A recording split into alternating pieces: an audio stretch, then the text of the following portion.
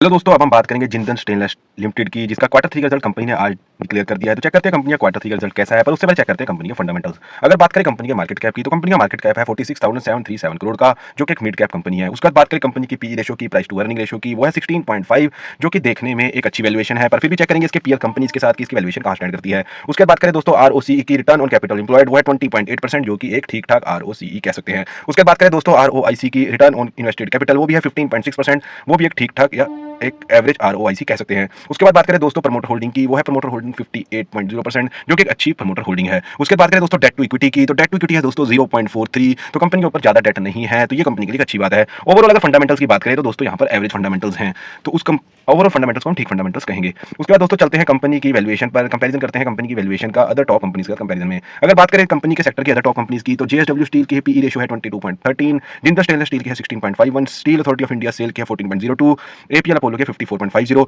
अगर वैल्यूएशन करें कंपनी के सेक्टर की टॉप कंपनीज के साथ, तो कंपनी की वैल्यूएशन काफी ज्यादा अच्छी दिखाई देती है, तो ये कंपनी के लिए अच्छी बात है। उसके बाद बात करते हैं दोस्तों बुक वैल्यू की, तो दोस्तों बुक वैल्यू पिछले साल के मुकाबले इस साल कम हो गई है, जो कि पिछले साल थी 186.93 करोड़, जो कि इस साल 160.84 हो गई है, जो कि कंपनी के लिए चिंता की बात है कि कंपनी की एसेट वैल्यू जो है वो कम हुई है और लायबिलिटीज कहीं ना कहीं बढ़ी है। उसके बाद दोस्तों चलते हैं क्वार्टरली रिजल्ट पर, जिसके लिए मेनली हमने वीडियो बनाया है। तो सबसे पहले बात करते हैं दोस्तों क्वार्टर ऑन क्वार्टर रिजल्ट की, तो देखते हैं कंपनी ने कैसे अपने क्वार्टर 3 के नंबर्स शो किए हैं। तो सेल्स की बात अगर करें क्वार्टर ऑन क्वार्टर में, तो पिछले क्वार्टर में कंपनी जो सेल्स की थी वो 9797 करोड़ की थी, जो कि इस क्वार्टर में गिरकर 9127 करोड़ की हुई है। तो अगर बात करें दोस्तों क्वार्टर ऑन क्वार्टर, तो कंपनी की यहाँ सेल्स के अंदर डी ग्रोथ आई है। वहीं बात करें अगर दोस्तों नेट प्रॉफिट की, तो दोस्तों नेट प्रॉफिट भी यहाँ पर डी ग्रोथ दिखा रहा है, जो कि 764 करोड़ से गिरकर 691 करोड़ हो गया है। तो अगर दोस्तों बात करें क्वार्टर ऑन क्वार्टर की, तो क्वार्टर ऑन क्वार्टर तो कंपनी का रिजल्ट अच्छा रिजल्ट नहीं आया। उसके बाद दोस्तों देख लेते हैं क्या ईयर ऑन ईयर भी कंपनी का रिजल्ट बुरा है, या ईयर ऑन ईयर कंपनी ने आगे ग्रोथ दिखाई है, या स्टेबल खड़ी दिखाई देती है, पीछे ग्रोथ जाती दिखाई देती है। अगर दोस्तों बात करें पिछले साल से क्वार्टर की सेल्स की, तो 9062 करोड़ की सेल्स की थी, जो कि बढ़कर इस क्वार्टर में 9127 करोड़ की हो गई है। तो दोस्तों year on year quarterly result के अंदर सेल्स के अंदर ग्रोथ है। उसका देख लेते हैं क्या सेल्स के अंदर ग्रोथ के साथ साथ प्रॉफिट में भी ग्रोथ है। हाँ दोस्तों, नेट प्रॉफिट में भी year on year quarterly growth आई है,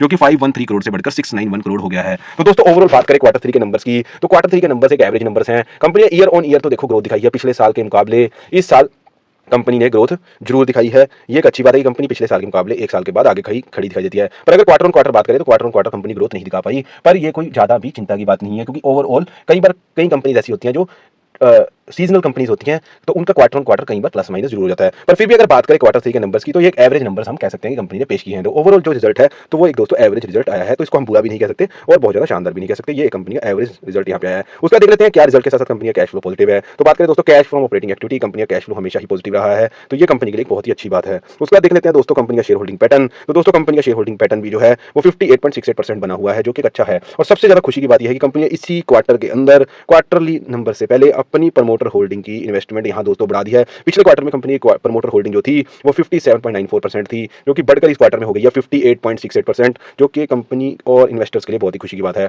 ओवरऑल बात करें कंपनी के फंडामेंटल्स की, तो कंपनी के फंडामेंटल्स एक एवरेज फंडामेंटल्स हैं, या फिर यूं कहूं कि ठीक ठाक कंपनी के फंडामेंटल्स हैं। उसके बाद बात करें कंपनी की वैल्यूएशन की, तो कंपनी की वैल्यूएशन बहुत ही शानदार है। उसके बाद बात करें दोस्तों बुक वैल्यू की, तो बुक वैल्यू यहाँ पर थोड़ी सी कम हुई है, क्योंकि कहीं ना कहीं कंपनी की एसेट वैल्यू कम हुई है और लायबिलिटीज कहीं ना कहीं बढ़ी है। उसके बाद बात करें दोस्तों क्वार्टर 3 के नंबर्स की, तो क्वार्टर 3 के नंबर्स क्वार्टर ऑन क्वार्टर तो अच्छे नहीं है, per year on year company आगे ग्रोथ दिखाई देती है। जहां की अगर बात करें तो कंपनी एक सीजनल कंपनी दिखाई देती है, तो उस हिसाब से अगर हम बात करें तो कंपनी का जो एक रिजल्ट है वो एक एवरेज रिजल्ट यहाँ पर हम कह सकते हैं, इसको हम बुरा रिजल्ट नहीं करेंगे और ये कोई बहुत शानदार रिजल्ट भी नहीं है, क्योंकि अगर क्वार्टर ऑन क्वार्टर भी कंपनी ग्रोथ दिखा देती और ईयर ऑन ईयर भी दिखा देती तो कंपनी काफी ज्यादा ग्रोथ वाली कंपनी दिखाई देती। पर फिर भी ईयर ऑन ईयर चलो कंपनी अपने पिछले साल के मुकाबले आगे बढ़ती जा रही है, तो ये एक अच्छी बात है। उसके बाद बात करें दोस्तों कैश फ्लो की, तो कैश फ्लो दोस्तों यहाँ पर पॉजिटिव है, ये कंपनी की अच्छी बात है। और सबसे अच्छी बात दोस्तों इन्वेस्टर्स के लिए है कि प्रमोटर्स ने अपनी होल्डिंग कंपनी के अंदर इस क्वार्टर में दोस्तों बढ़ाई है, जो कि 57.94 से बढ़ाकर 58.68 की है। तो दोस्तों ये था मेरा क्वार्टर 3 का रिजल्ट का एनालिसिस जिंदल स्टेनलेस लिमिटेड का। बाकी आपको मेरा वीडियो कैसी लगी आप हमें कमेंट सेक्शन में बता सकते हैं। अगर आपको वीडियो अच्छी लगी तो आप मेरी वीडियो को लाइक करें। अगर आप आगे भी हर कंपनी का ऐसी क्वार्टर रिजल्ट का डिटेल एनालिसिस देखना चाहते हैं तो मेरे चैनल को सब्सक्राइब कर सकते हैं। Thank you very much.